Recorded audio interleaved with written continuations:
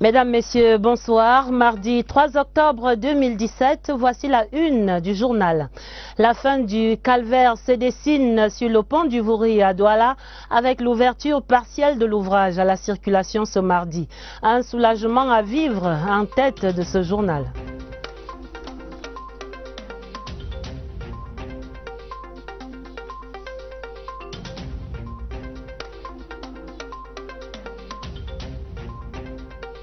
Le calvaire des étudiants en quête de logement à travers les cités universitaires, de la rareté à l'inconfort en passant par l'insalubrité, le 20h30 ouvre le dossier. Et puis le calvaire des candidats à l'émigration clandestine, rappelé aux Camerounais ce mardi à Yaoundé, le point de la session sur les flux migratoires est dans ce journal. Voilà pour les titres. Direction Douala pour célébrer avec les populations l'ouverture de l'une des voies du nouveau pont sur le Vouri. Depuis les premières heures de ce mardi matin, les véhicules empruntent en effet cette partie de l'ouvrage au grand soulagement des populations. La fin annoncée du calvaire sur le pont du Vouri, le reportage à Douala, Joseph Itoté. Ça roule désormais vite entre Bonassama et Daïdo. L'ouverture d'une des deux voies du second pont sur le Vouri est venue solutionner un épineux problème, celui des embouteillages. Au moment de franchir l'ouvrage d'art, les automobilistes n'ont pas pu contenir leur joie. On a attendu vraiment ça très longtemps, donc ça va vraiment nous servir. Vraiment. Ça me donne tellement la joie au cœur. C'est la raison pour laquelle, au lieu d'aller de l'autre côté, j'ai préféré prendre ce côté. La construction du second pont sur le Vouri était un engagement du chef de l'État Paul Biya. C'est un homme de parole. C'est un homme de parole. Je trouve que c'est une bonne chose. Oui, c'est vraiment une initiative du gouvernement qui me ravit. Parce qu'on a tellement souffert d'embouteillage ici. C'était vraiment pas supportable. Je remercie le Seigneur pour tout ça. Cette autre ouverture à la circulation survient quelques semaines seulement après la mise en circulation du viaduc ferroviaire. Bien plus qu'un pont, il s'agit aussi d'une infrastructure, objet d'attraction touristique. C'est aussi cela la caractéristique des grands ponts. Le second pont sur le Vouri en est un. Unity Challenge, vous en avez certainement entendu parler. C'est en tout cas là la nouvelle bannière de mobilisation des internautes patriotes camerounais. Unity Challenge est le mot de ralliement de ceux qui appellent à la paix, à l'unité, à l'intégrité territoriale du Cameroun à travers les réseaux sociaux. Séverin Alégambélé porte un regard sur cette initiative animée par un groupe de communicateurs. Les données nouvelles de la crise politique dans les régions du nord-ouest et du sud-ouest occupent littéralement l'espace public depuis 2 jours. Parallèlement aux acteurs politiques qui se sont exprimés ici et là, les nouveaux médias ont investi le champ de la communication face à ce qui apparaît aujourd'hui comme une menace réelle à la préservation de l'intégrité du territoire camerounais. Si vous avez fait attention dans les réseaux sociaux, vous avez dû vous rendre compte d'un jeu symbolique du nom de Unity Challenge avec au centre le drapeau national. Un jeu symbolique visant à montrer l'attachement des Camerounais à leur unité. L'initiative de Guibaï Gatama, directeur de publication du journal L'Œil du Sahel, appuyé par 2 autres journalistes, Raoul Simplice Milo et Parfait Siki, s'avère à la fin productive. De par les réactions enregistrées, il se dégage un indice majeur, la nécessité de préserver l'intégrité territoriale, quelles que soient les divergences d'opinion, l'appartenance idéologique ou sociologique. Les réactions sont assez expressives et significatives. Les images de ceux qui se sont prêtés au jeu représentent par ailleurs des Camerounais de toutes les classes sociales, de toutes les religions et de tous les âges. Et la signature de la convention collective de la CRTV hier lundi ici à Mbala 2 a également donné l'occasion au ministre du Travail et de la Sécurité sociale de lancer un appel pour la préservation de la paix et de la sécurité au Cameroun. Grégoire Oona présidait en effet la cérémonie en compagnie de son homologue de la communication Issa Chiroma Bakari. Je vous propose d'entendre ici le ministre du Travail dans cet extrait sélectionné par Daniel Menanga. La violence n'a pas eu droit de citer. Et le président Biya nous le rappelle très bien, la violence n'a jamais rien résolu. Fin de citation. La terreur ne saurait être un moyen de communication. Le monde, et je vous le dis à vous parce que vous le comprenez encore mieux que nous tous, le monde n'est pas virtuel, mais le virtuel nous aide à mieux construire le réel par sa bonne et judicieuse utilisation à travers les technologies et sciences cybernétiques. L'utilisation des réseaux sociaux à des fins de propagande destructive est à condamner. Le ministre du Travail et de la Sécurité sociale, ici hier, lundi, à Mbala 2. Il y avait audience au Palais de Verre ce mardi. Le président de l'Assemblée nationale s'entretenait avec le coordonnateur sous-régional du FAO.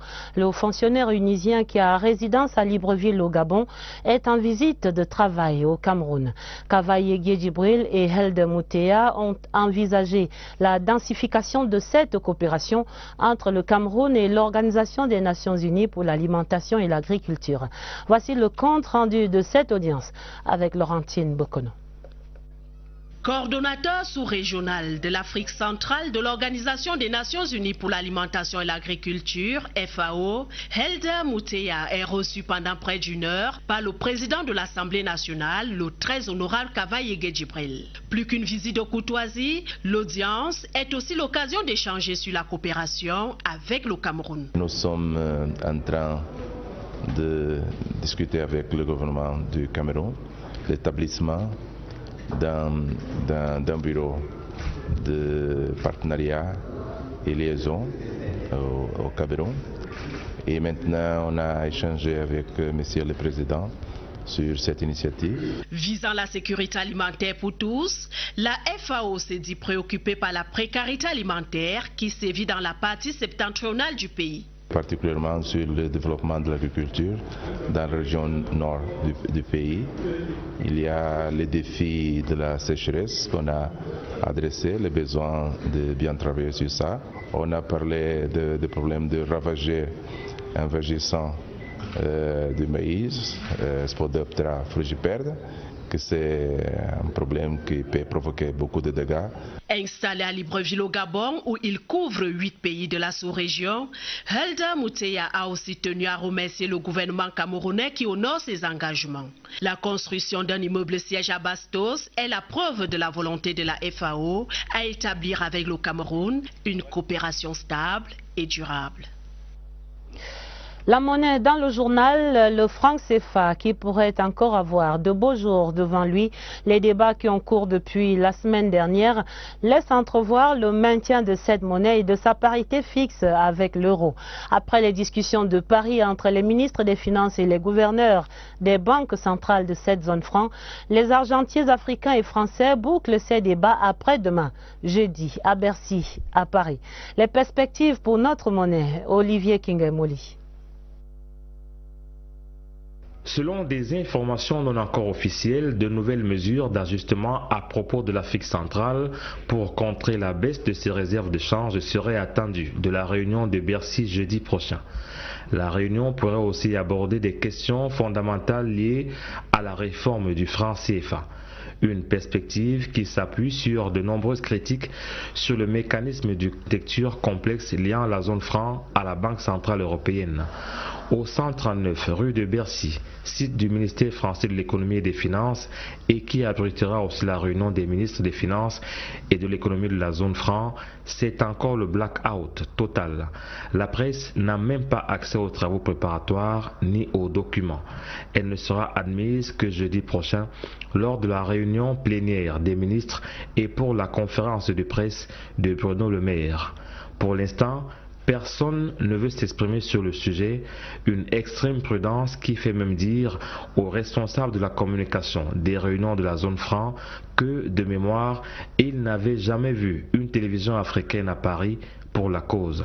La CRTV, en cela, a constitué une belle curiosité à Bercy ce matin. Et c'est également notre fierté, Olivier Kingemouli, à Paris. l'ITIE phase 2 s'annonce la deuxième validation pour le Cameroun à l'initiative pour la transparence dans les industries extractives figure en bonne place des échanges qui ont cours cette semaine entre les autorités camerounaises et la mission du secrétariat international de l'ITIE. L'équipe est en visite de travail au Cameroun. Mélanie Betebe fait le point des échanges de ce mardi ici à Yaoundé. La validation des éléments de gouvernance et de transparence dans la gestion des ressources issues des industries extractives participe du respect de la norme ITIE. La présente mission consiste à créer les conditions d'une validation 4 ans après la première validation de 2013.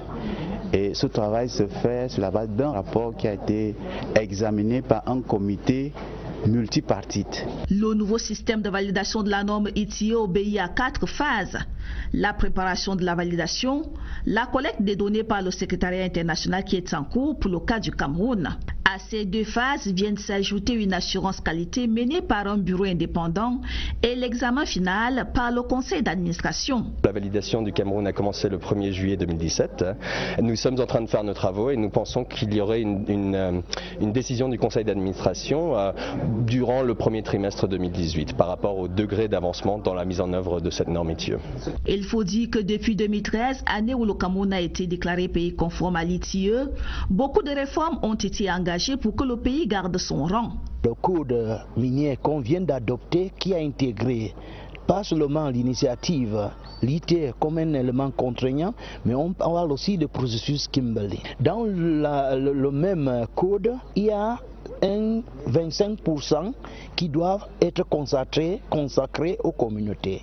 En plus, les chiffres sur les extractions minières et surtout la vente du pétrole sont connus et même leur contribution au budget de l'État. La délégation du secrétariat international à l'initiative pour la transparence dans les industries extractives achève sa mission le 6 octobre prochain au Cameroun. Émoi et consternation à Fumban dans le Noun, où la série de meurtres de ces dernières semaines plonge les populations dans la terreur. On se souvient en effet de l'assassinat barbare de Charles Etundi, le proviseur du lycée bilingue, suivi la même nuit du meurtre d'un commerçant et de 2 autres assassinats perpétrés depuis lors, en plus d'un enlèvement. Alors, question ce soir, que se passe-t-il donc à Fumban? Élément de réponse dans cette grande enquête que signe Serge Atangana-Bisso. C'est une disparition qui dérange, surtout à cause du genre de mort. Un assassinat, 2 coups de poignard sur le flanc gauche. Charles Etundi n'avait apparemment que des amis à Fumban, où il a passé juste un peu plus d'1 an, comme proviseur. Pas de quoi se faire des ennemis mortels, a priori. Il ne faisait pas beaucoup de bruit, mais très efficace et discret. Il était mon voisin. Chaque matin, quand je lançais un coup d'œil, c'est comme si je le voyais en train de jouer avec son chien. Chaque matin, il sortait jouer avec son chien, il nous saluait. Mais voilà, on l'a quand même tué dans un scénario d'horreur. Intrusion nocturne dans sa demeure, sa femme a entendu du bruit, vu la lumière du couloir s'éteindre. Ça ne l'a pas inquiété, le proviseur. Il aurait dû. La porte de la chambre est poussée. Les gens torchent sur leur face, allument, et leur demandent, donnez-moi tout ce que vous avez comme argent. Et ils sont mis à fouiller dans toute la chambre de façon méticuleuse. On récupère encore quelques billets, des bijoux. Et à la fin de cette investigation des bandits, l'un d'eux a demandé au proviseur de se lever. Il a demandé aux bandits, qu'est-ce que vous voulez encore? Il a dit, mais je vous demande de vous lever. Il se lève, nous avons vers lui, à ce moment-là, il sort son poignard, il assène 2 grands coups de couteau au côté gauche. La police s'est jetée sur 2 os. D'abord, un trou dans la caisse de l'APE de 8 millions de francs CFA. Ensuite, un scandale de faux candidats au BEPC de l'an dernier. Des gens qui composaient pour d'autres. Il a obtenu qu'on retire la caisse au bureau de l'APE. Puis il a démantelé la filière de faux candidats.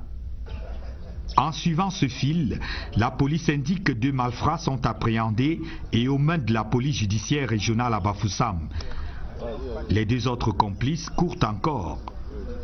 L'un de ces lièvres en cavale, un repris de justice ayant exécuté un gendarme et fait la prison de ce fait, Pour le reste, d'avis général, il ne faut pas chercher plus loin, ni ailleurs, les causes de ce drame. Les voleurs, les grands bandits, ils viennent parfois dans ces zones quand ils savent qu'il y a un peu d'argent. On est en pleine récolte de maïs. D'ailleurs, une autre tentative d'incursion forcée a échoué ici, la nuit du meurtre de sang-froid du proviseur, sur la route du même lycée. La semaine écoulée, l'on a égorgé un chef de quartier à Ndjimom, 40 km de Fumbane. Méfions-nous. Serge Atangana Bisso sur place à Fumbane. Rappelons que ces meurtres et celui précisément du proviseur Charles Etondi a été condamné en cœur par le ministre des Enseignements secondaires et par le roi des Bamoun, le sultan Ibrahim Bombonjoya. Le dossier du 20h30, lendemain de journée mondiale de l'habitat, la rédaction poursuit le débat ce soir sur les modalités de logement d'une autre catégorie sociale. Les étudiants, comment se logent-ils donc au Cameroun? Premier arrêt dans ce dossier, l'université de Yaoundé 2 à Soa et ses 40 000 étudiants. Véritable Eldorado pour les promoteurs immobiliers qui érigent partout des cités universitaires. Mais quel hébergement à Soa et pour quel prix? Voici l'enquête de Oswald Modon. À Soa, il y a tous les ans 40 000 raisons d'investir dans l'immobilier. Une manne ciblée par de nombreux investisseurs qui chaque jour font jaillir de terre des résidences estudiantines au standing aussi divers et variés que leurs coûts. Vous allez trouver à Soa des chambres de 10 000, des chambres de 15 000, des chambres de 20 000, des chambres de 25 000, des chambres de 30 000. On en trouve même des chambres de 35 000, voire 40 000. Dans cette ville universitaire, la chambre d'étudiants se négocie à l'année. Il faut compter entre 250 000 et 350 000 francs CFA pour s'offrir une chambre d'un standing acceptable. Et encore, la chambre, la douche et la kitchenette tiennent parfois dans 12 mètres carrés.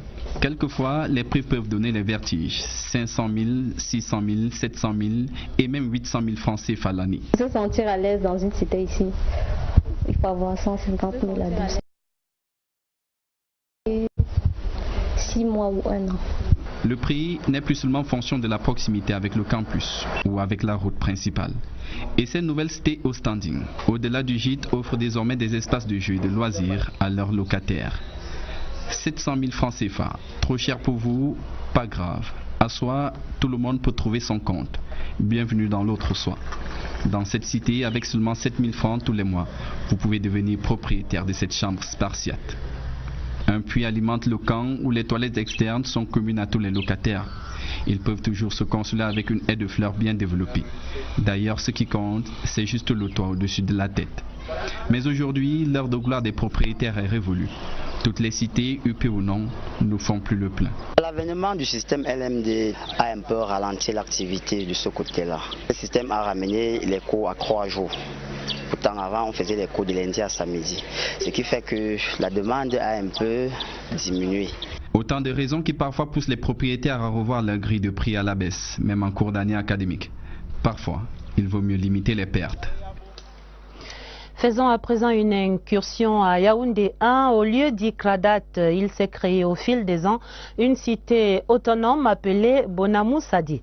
Le lieu vibre de jour comme de nuit au rythme des activités lucratives. Photocopie, snack bar, salon de coiffure, atelier de couture. Les étudiants ont créé là-bas leur univers. Voici des scènes de vie à Bonas, comme on l'appelle ici à Yaoundé. C'est dans ce reportage de Daniel Menanga. Ma journée commence à 5 h. Je pars au marché, j'achète et je reviens, je prépare. Il y a tout ici. Il y a le bar, il y a la boutique. Un monde à part dans la ville de Yaoundé. Bienvenue à Bonamou Sadi, le quartier Mozart des temps modernes. Desmond est étudiant et vendeur ambulant de nourriture à ses heures perdues. Ça fait 7 mois que je fais ça et ça traverse ça que j'ai l'argent pour payer ma scolarité. Le jour où je n'ai pas cours, je vends ça. Au moins 30 000 par jour. Bonas, côté pile, c'est surtout ça, de petits commerces et des mini-cités massées tous les 10 cm. Une étudiante nous ouvre discrètement ses portes. Quand ton emploi d'état te permet de faire autre chose que les études, tu peux également faire des petits jobs comme vendre dans les boutiques, dans les magasins, dans les petits restaurants. Juste devant une autre mini-cité séparée de la précédente par cette rigole. Les effluves d'eau sale noient le parfum qui se dégage des casseroles. Quelques pas plus loin, cet autre logement estudiantin, mal entouré mais relativement confortable. Eau et électricité disponibles, salle de bain interne en plus. 2 minutes plus loin, le même standing et des chambres toutes neuves. On a des problèmes parce qu'un étudiant vient seul au départ. À la longue, vous les trouvez déjà 2, 3. Côté face, il y a ces résidences 3 étoiles. Ici, 50 000 francs CFA la chambre et un plan B en cas de coupure d'eau. Des paradoxes qui font du quartier estudiantin un reflet miniature de la société. Et tous ces clivages fondent au centre-ville de Bonas, où tout le monde se retrouve autour d'une glace.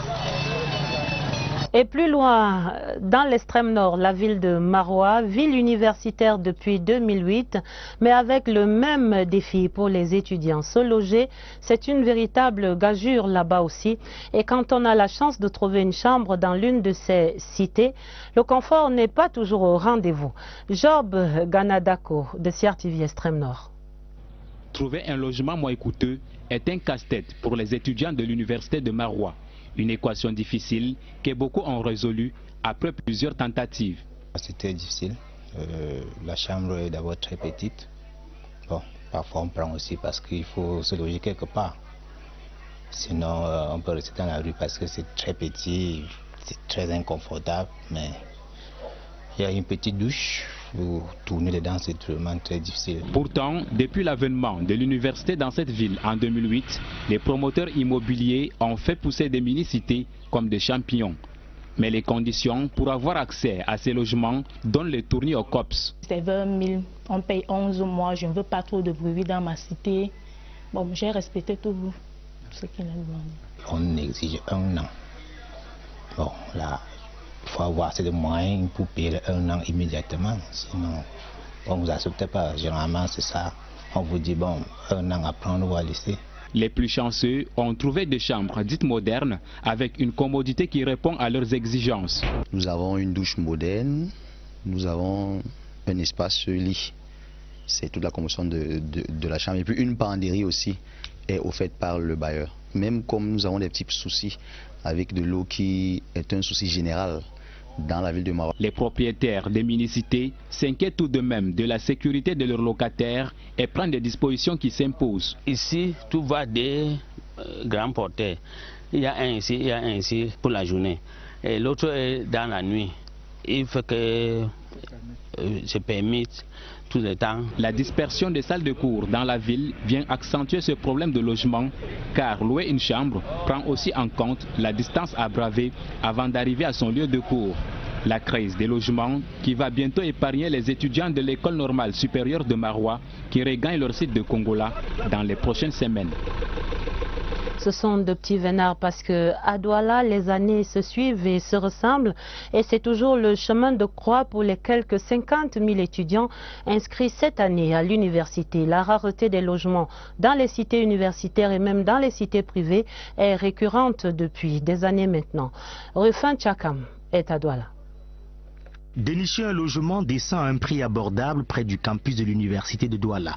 Première unité de valeur à valider pour ces 50 000 étudiants inscrits cette année académique dans cette institution. Je pars déjà 1 mois, je cherche la maison et je n'arrive pas à trouver. Je suis encore en train de chercher.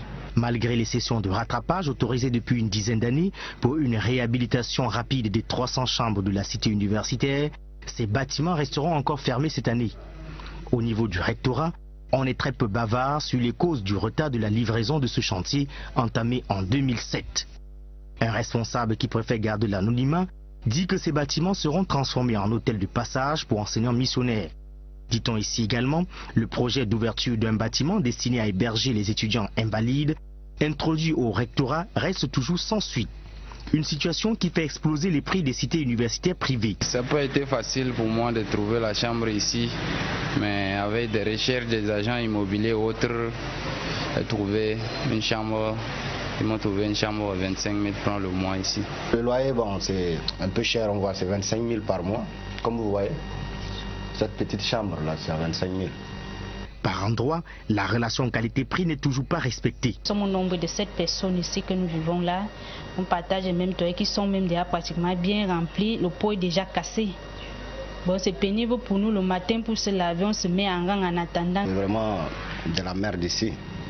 Donc, on cohabite même avec tout le réchaud à gaz. Ce qui nous dérange plus, c'est l'humidité ici. À défaut du cheval, les COPS se contentent de l'âne. Avoir donc un cadre idéal pour étudier et réussir, un rêve que tous ces étudiants espèrent voir se réaliser. Beaucoup de courage en tout cas pour cette année universitaire et plein succès. Autre chose dans l'actualité, c'est ce carton rouge à l'immigration clandestine. L'école citoyenne et politique de Yaoundé sensibilise sur ce phénomène depuis ce mardi. Un faux attrait qui a jeté dans l'inconnu plus de 285 000 jeunes Camerounais pour la seule année 2016. Nous faisons le point sur cette session sur les flux migratoires avec William Badier. Le temps est à la réflexion dans ces travaux de la 7e session régionale de l'école citoyenne et politique ouverte à Yaoundé par Mounouna Futsu, ministre de la Jeunesse et l'Éducation civique. L'objectif principal de ces assises est celui de trouver des solutions efficaces aux problèmes d'immigration irrégulière qui menacent la jeunesse africaine en général et camerounaise en particulier. C'est surtout de sensibiliser les concernés, c'est de mobiliser l'ensemble des acteurs qui interviennent dans la chaîne qui amène les jeunes à partir, c'est-à-dire à la fois les acteurs publics, mais aussi les acteurs éducatifs, parce qu'il y a les acteurs culturels. L'ensemble de ces acteurs doivent être mobilisés et surtout les concernés doivent venir discuter leur expérience. Pour le représentant de l'OIF dans ces travaux, le Cameroun peut compter sur l'Organisation internationale de la francophonie. Et cette année, la thématique d'immigration est fondamentale non seulement pour l'Afrique, mais pour le reste du monde. Tout aussi heureux de l'initiative, le directeur de l'Institut des relations internationales. Les migrations internationales sont un phénomène mondial et l'IRIC est particulièrement concerné en tant qu'institution de recherche et d'enseignement et un observatoire des relations internationales. L'ailleurs est meilleur, disent les adeptes de l'immigration clandestine. Mais de ces travaux d'une période de 3 jours sortiront des solutions concrètes de développement local pour maintenir ici une jeunesse aux idées ailleurs. En politique, le nom de la région de la Damawa, la région ne cédera pas au sécessionnisme ou à toute autre forme de menace à la paix au Cameroun. Les militants du RDPC et les forces vives de cette région ont ainsi réaffirmé leur détermination à lutter pour la paix et l'unité au Cameroun au cours d'un meeting présidé par le chef de la délégation permanente régionale du RDPC à Ngaoundéré, Abba Sadou. Le compte rendu de Ibrahim Mohamed Abbas. Profondément attachés aux institutions de la République, les militants du RDPC dans la Damawa condamnent les velléités sécessionnistes dans les régions du nord-ouest et du sud-ouest. Sortis en nombre, ils ont dit non à l'instrumentalisation, non à la déstabilisation et à la partition du Cameroun. Dans leur prise de parole, responsables locaux du RDPC, parlementaires, autorités traditionnelles, leaders religieux et autres forces vives de la région ont réaffirmé leur détermination à promouvoir la paix, l'unité et la cohésion sociale. Oui à cet État unitaire décentralisé. Oui à la politique du chef de l'État, et que toute la Damawa comme un seul homme le soutient et à ses côtés et derrière lui pour gagner cet autre défi. La Damawa marque ainsi son rejet des apôtres de la division et réitère sa position. Tous derrière le président Paul Biya pour un Cameroun un et indivisible. Nous lançons un vibrant appel à nos frères pour refuser toute forme de violence et de division, pour épouser un cadre de dialogue et de concertation afin que notre pays demeure toujours uni et être une référence culturelle de paix, de tolérance et de vivre ensemble. Ce meeting populaire de soutien à la paix et à l'unité s'est achevé par une marche citoyenne à travers certaines artères de la ville et une déclaration dite d'Ngaoundéré qui soutient les actions du président Paul Biya qui ambitionne faire du Cameroun un îlot de paix. Avant la page des sports, je signale ce télégramme officiel de félicitations du président de la République à son Excellence Frank-Walter Steinmeier, le président de la République fédérale d'Allemagne, à l'occasion de la célébration de la fête nationale de ce pays ami ce 3 octobre. Berlin et Yaoundé entretiennent en effet une coopération fructueuse depuis le 23 novembre 1960, coopération dans plusieurs domaines avec une emphase récente dans la lutte contre le terrorisme et l'insécurité. La page des sports et l'ambition des Camerounaises engagées dans la Coupe d'Afrique de volleyball féminin. Ces dames entendent bien décrocher le titre de cette édition 2017, un objectif dévoilé ce mardi à Yaoundé au moment d'entamer leur première séance d'entraînement au Palais des Sports. Cette fin de journée, Évariste Eyenga y était pour nous. Les Lions sont prêtes à rentrer en compétition. Le stage préparatoire de 4 semaines au Brésil a eu l'effet escompté. Combler les insuffisances des compétitions antérieures. Les séances d'entraînement de Yaoundé comptent pour de la relaxation. Si on réajuste maintenant, c'est qu'on ne s'est pas préparé. On maximise beaucoup sur la récupération. Parce que je pense que le gros du travail, on l'a fait en stage où on était.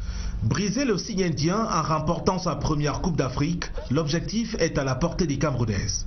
L'objectif c'est de gagner cette CAN, mais on y va doucement, match après match. Et la mission de l'équipe c'est d'occuper le premier rang, de garder le trophée à la maison. Les pouliches de Jean-René Akono ont un souvenir désagréable de leur élimination de la CAN 2015 en demi-finale par le Kenya, pays le plus titré en Afrique. Elles entendent prendre leur revanche à domicile. Nous on ne voit pas ça comme une bête noire, on voit juste la seule équipe en Afrique qui était mieux organisée, qui faisait un petit peu aussi ce que nous faisons aujourd'hui. On nous a donné les moyens, donc les résultats sont là. On continue à travailler, à progresser. On est chez nous, on espère qu'on va aller au bout de la compétition. 14 joueuses sont présentes à la reprise d'entraînement de ce mardi. Au quotidien, 2 séances d'entraînement sont au programme. Pour l'instant, le Cameroun est désigné tête de la poule A. Ses compagnons de groupe seront tirés au sort lors de la réunion technique ce vendredi, veille d'ouverture de la compétition. Et bon vent à nos filles, c'est la fin du 20h30. L'essentiel à retenir, c'est la fin du calvaire qui se dessine sur le pont du Vori à Douala avec l'ouverture partielle de l'ouvrage à la circulation. C'était ce mardi. Et puis le calvaire des étudiants en quête de logement à travers les cités universitaires, de la rareté à l'insalubrité. C'était le dossier du 20h30. Le calvaire enfin des candidats à l'immigration clandestine rappelés aux Camerounais ce mardi à Yaoundé. C'était dans le journal le point de la 7e session sur les flux migratoires dans la sous-région. Fin du 20h30 donc, une édition préparée en collaboration avec des stagiaires de l'ESTIC, Gisèle Onguene. D'autres informations pour vous à minuit, vous serez en compagnie de Elvis Teke et de Dieudonné Sra. Mais tout de suite, après ce 20h30, retrouvez donc l'intégralité du point de presse du ministre de la Communication. Issa Tiroma Bakari revient sur le bilan des événements du dimanche 1er octobre dans les régions du Nord-Ouest et du Sud-Ouest. Puis ensuite, ce sera place au débat, c'est politique ce soir. Aimé Robert Biyina et ses invités croisent le verbe sur les modalités de ce dialogue pour réserver et préserver la paix au Cameroun. Très belle soirée sur la CRTV et à demain, 20h30.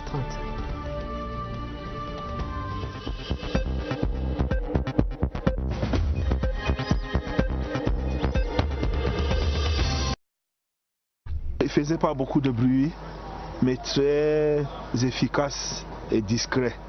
Il était mon voisin. Chaque matin, quand je lançais un coup d'œil, c'est comme si je le voyais en train de jouer avec son chien. Chaque matin, il sortait jouer avec son chien, il nous saluait. Mais voilà, on l'a quand même tué dans un scénario d'horreur.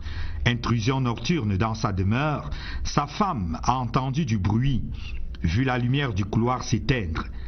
Ça ne l'a pas inquiété, le proviseur. Il aurait dû. La porte de la chambre est poussée. Les gens torchent leur passe, allument, et lui demander, donnez-moi tout ce que vous avez comme argent. Et ils sont mis à fouiller dans toute la chambre de façon méticuleuse. On récupère encore quelques billets, des bijoux. Et à la fin de cette investigation des bandits, l'un d'eux a demandé au proviseur de se lever. Il a demandé aux bandits, qu'est-ce que vous voulez encore? Il a dit, mais je vous demande de vous lever. Il se lève, nous avons vers lui. À ce moment-là, il sort son poignard, il lui assène 2 grands coups de couteau au côté gauche. La police s'est jetée sur 2 os. D'abord, un trou dans la caisse de l'APE de 8 millions de francs CFA. Ensuite, un scandale de faux candidats au BEPC de l'an dernier. Des gens qui composaient pour d'autres. Il a obtenu qu'on retire la caisse au bureau de l'APE. Puis il a démantelé la filière de faux candidats. En suivant ce fil, la police indique que 2 malfrats sont appréhendés et aux mains de la police judiciaire régionale à Bafoussam. Les 2 autres complices courent encore.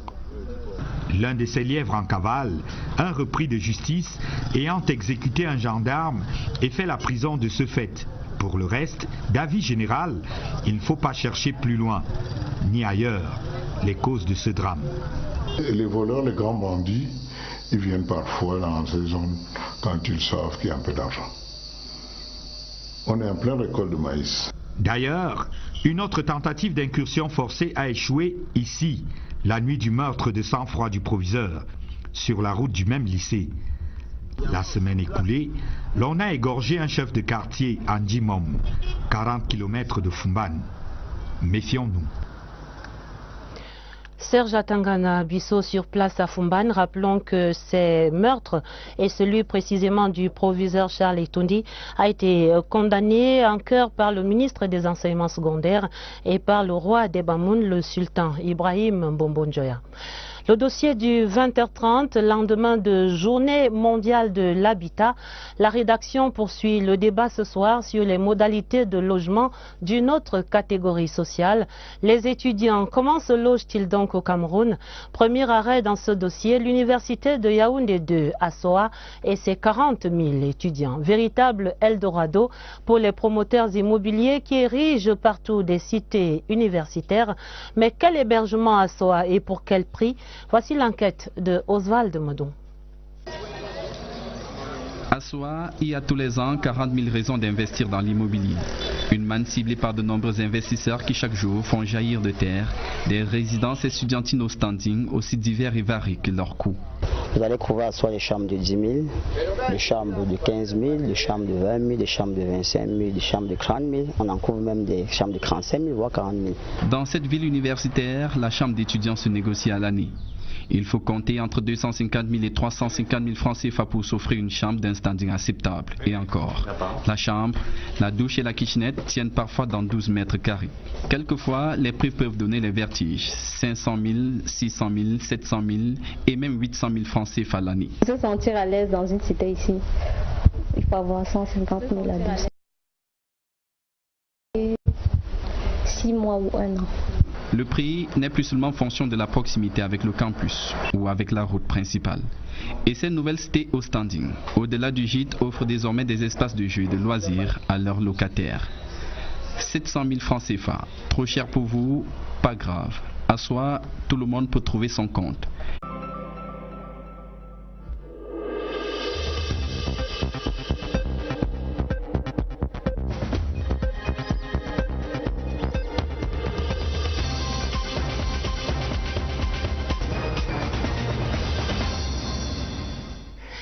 Mesdames, Messieurs, bonsoir. Mardi 3 octobre 2017, voici la une du journal. La fin du calvaire se dessine sur le pont du Vouri à Douala avec l'ouverture partielle de l'ouvrage à la circulation ce mardi. Un soulagement à vivre en tête de ce journal.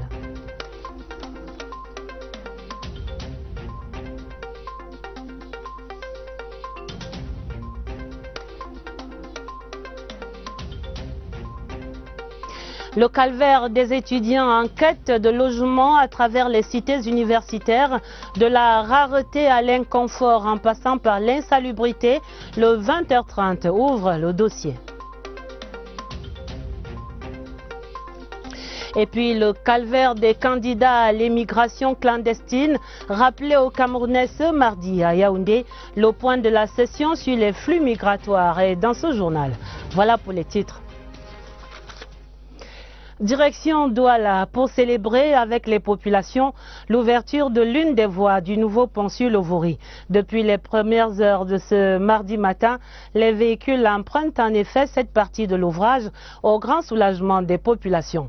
La fin annoncée du calvaire sur le pont du Vouri, le reportage à Douala, Joseph Itote. Ça roule désormais vite entre Bonassama et Daïdo. L'ouverture d'une des deux voies du second pont sur le Vouri est venue solutionner un épineux problème, celui des embouteillages. Au moment de franchir l'ouvrage d'art, les automobilistes n'ont pas pu contenir leur joie. On a attendu vraiment ça très longtemps, donc ça va vraiment nous servir. Vraiment. Ça me donne tellement la joie au cœur. C'est la raison pour laquelle, au lieu d'aller de l'autre côté, j'ai préféré prendre ce côté. La construction du second pont sur le Vouri était un engagement du chef de l'État Paul Biya. C'est un homme de parole. C'est un homme de parole. Je trouve que c'est une bonne chose. Oui, c'est vraiment une initiative du gouvernement qui me ravit. Parce qu'on a tellement souffert d'embouteillage ici. C'était vraiment pas supportable. Je remercie le Seigneur pour tout ça. Cette autre ouverture à la circulation survient quelques semaines seulement après la mise en circulation du viaduc ferroviaire.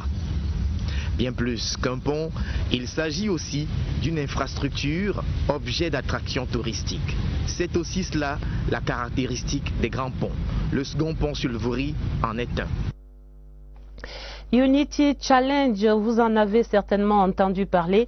C'est en tout cas là la nouvelle bannière de mobilisation des internautes patriotes camerounais. Unity Challenge est le mot de ralliement de ceux qui appellent à la paix, à l'unité et à l'intégrité territoriale du Cameroun à travers les réseaux sociaux. Séverin Alégambélé porte un regard sur cette initiative animée par un groupe de communicateurs. Les données nouvelles de la crise politique dans les régions du nord-ouest et du sud-ouest occupent littéralement l'espace public depuis 2 jours. Parallèlement aux acteurs politiques qui se sont exprimés ici et là, les nouveaux médias ont investi le champ de la communication face à ce qui apparaît aujourd'hui comme une menace réelle à la préservation de l'intégrité du territoire camerounais. Si vous avez fait attention dans les réseaux sociaux, vous avez dû vous rendre compte d'un jeu symbolique du nom de Unity Challenge avec au centre le drapeau national, un jeu symbolique visant à montrer l'attachement des Camerounais à leur unité. L'initiative de Guibaï Gatama, directeur de publication du journal L'Œil du Sahel, appuyé par 2 autres journalistes, Raoul Simplice Milo et Parfait Siki, s'avère à la fin productive. De par les réactions enregistrées, il se dégage un indice majeur, la nécessité de préserver l'intégrité territoriale, quelles que soient les divergences d'opinion, l'appartenance idéologique ou sociologique. Les réactions sont assez expressives et significatives. Les images de ceux qui se sont prêtés au jeu représentent par ailleurs des Camerounais de toutes les classes sociales, de toutes les religions. L'ajustement à propos de l'Afrique centrale pour contrer la baisse de ses réserves de change serait attendu de la réunion de Bercy jeudi prochain. La réunion pourrait aussi aborder des questions fondamentales liées à la réforme du franc CFA. Une perspective qui s'appuie sur de nombreuses critiques sur le mécanisme d'architecture complexe liant la zone franc à la Banque centrale européenne. Au 139 rue de Bercy, site du ministère français de l'économie et des finances et qui abritera aussi la réunion des ministres des finances et de l'économie de la zone franc, c'est encore le blackout total. La presse n'a même pas accès aux travaux préparatoires ni aux documents. Elle ne sera admise que jeudi prochain lors de la réunion plénière des ministres et pour la conférence de presse de Bruno Le Maire. Pour l'instant, personne ne veut s'exprimer sur le sujet, une extrême prudence qui fait même dire aux responsables de la communication des réunions de la zone franc que, de mémoire, ils n'avaient jamais vu une télévision africaine à Paris pour la cause. La CRTV, en cela, a constitué une belle curiosité à Bercy ce matin. Et c'est également notre fierté, Olivier Kingemouli, à Paris. L'ITIE phase 2 s'annonce la 2e validation pour le Cameroun à l'initiative pour la transparence dans les industries extractives figure en bonne place des échanges qui ont cours cette semaine entre les autorités camerounaises et la mission du secrétariat international de l'ITIE. L'équipe est en visite de travail au Cameroun. Mélanie Betebe fait le point des échanges de ce mardi ici à Yaoundé. La validation des éléments de gouvernance et de transparence dans la gestion des ressources issues des industries extractives participe du respect de la norme ITIE.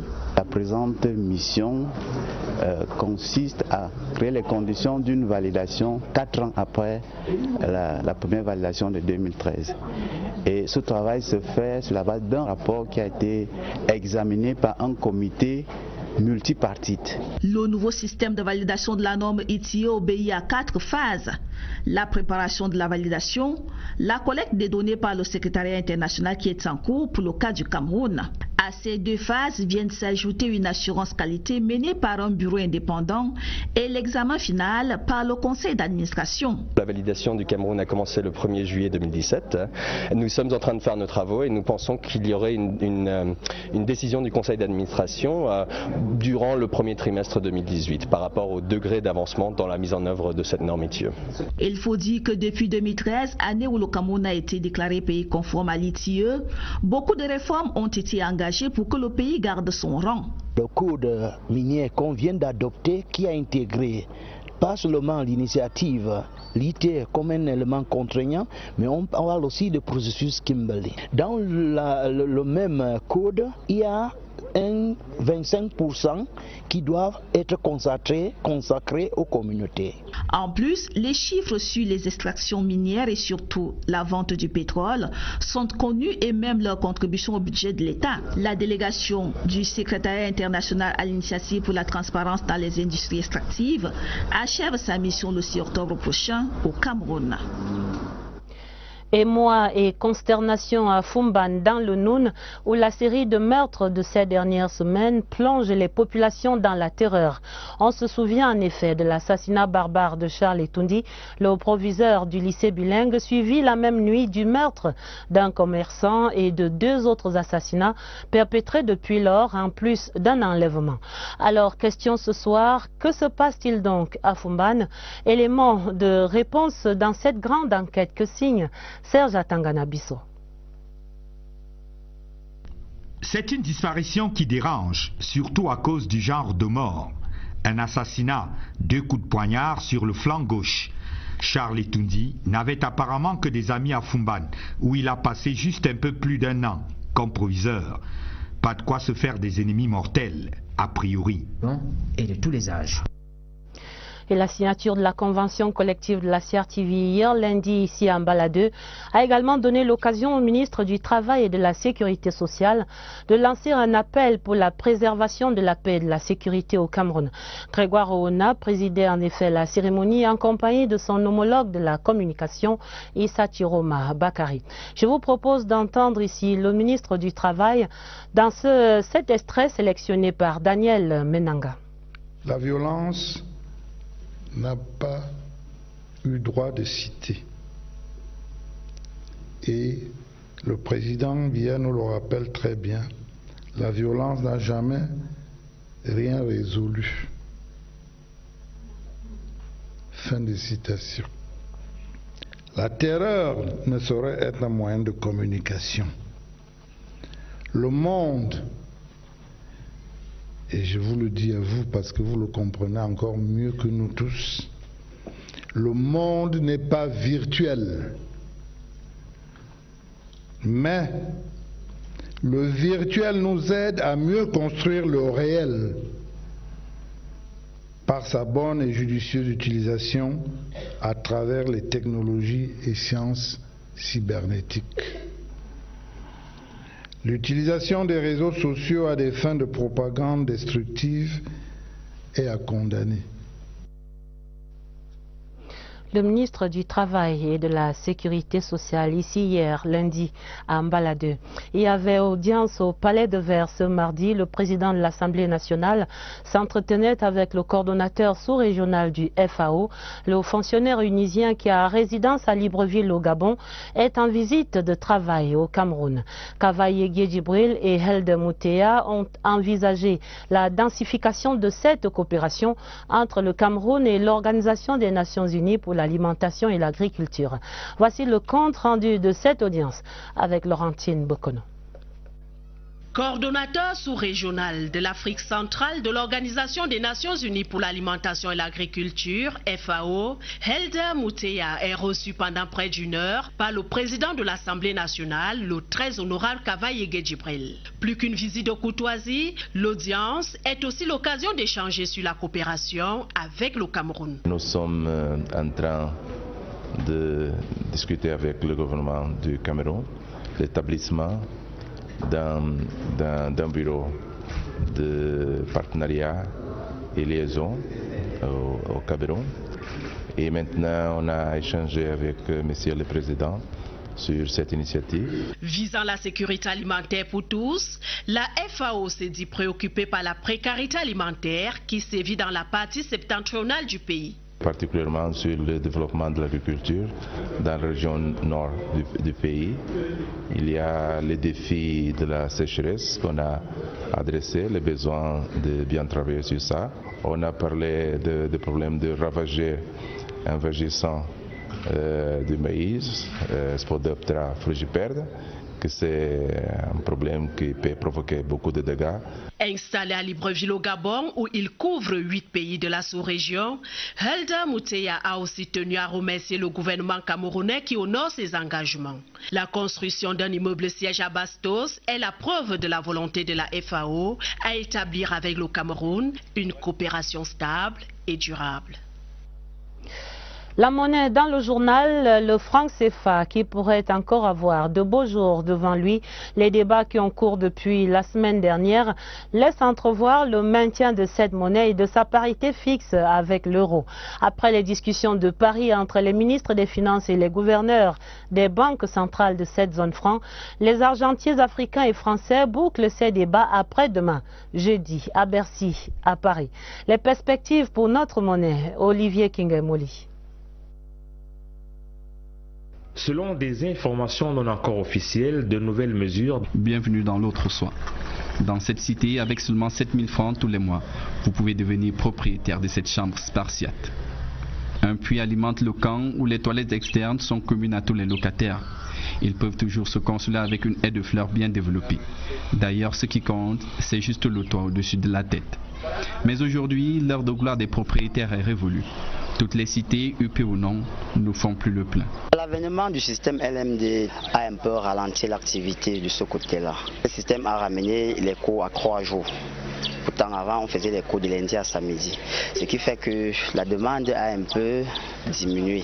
Autant de raisons qui parfois poussent les propriétaires à revoir leur grille de prix à la baisse, même en cours d'année académique. Parfois, il vaut mieux limiter les pertes. Faisons à présent une incursion à Yaoundé 1. Au lieu d'Ikradat, il s'est créé au fil des ans une cité autonome appelée Bonamou Sadi. Le lieu vibre de jour comme de nuit au rythme des activités lucratives. Photocopie, snack bar, salon de coiffure, atelier de couture. Les étudiants ont créé là-bas leur univers. Voici des scènes de vie à Bonas, comme on l'appelle ici à Yaoundé. C'est dans ce reportage de Daniel Menanga. Ma journée commence à 5 heures. Je pars au marché, j'achète et je reviens, je prépare. Il y a tout ici. Il y a le bar, il y a la boutique. Un monde à part dans la ville de Yaoundé. Bienvenue à Bonamou Sadi, le quartier Mozart des temps modernes. Desmond est étudiant et vendeur ambulant de nourriture à ses heures perdues. Ça fait 7 mois que je fais ça et ça traverse ça que j'ai l'argent pour payer ma scolarité. Le jour où je n'ai pas cours, je vends ça. Au moins 30 000 par jour. Bonas, côté pile, c'est surtout ça, de petits commerces et des mini-cités massées tous les 10 cm.